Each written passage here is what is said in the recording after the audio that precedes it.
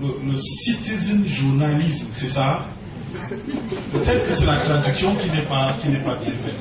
C'est-à-dire que le journalisme des citoyens. Peut-être que c'est comme ça qu'on devrait traduire. Mais le journalisme citoyen, il me semble, c'est tout autre chose.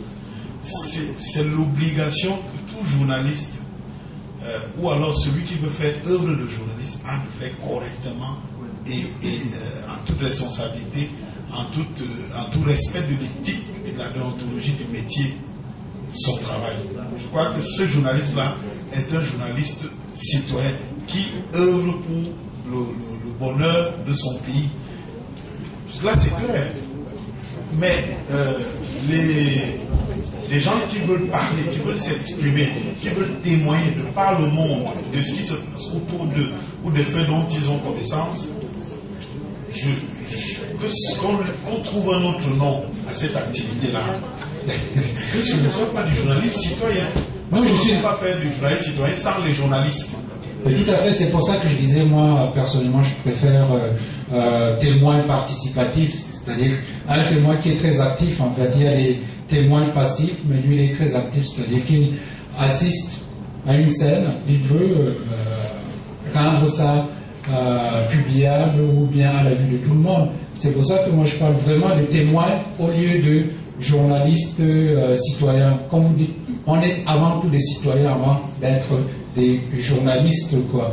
Et moi, j'ai toujours dit, il n'y a que notre conscience pour nous juger, en fait.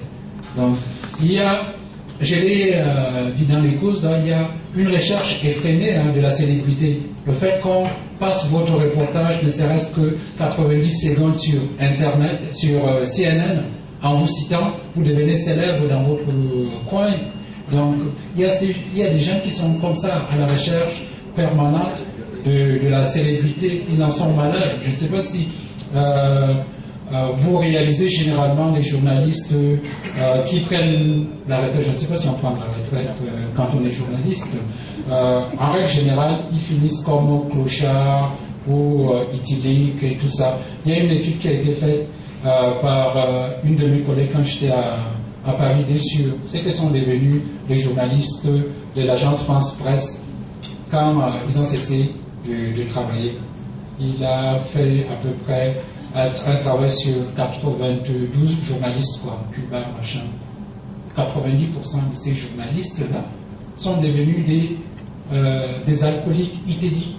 Et la principale raison, c'est qu'ils ont perdu la reconnaissance des gens qui, généralement, à chaque fois qu'ils passaient, leur disaient « Ah, il y a tel ».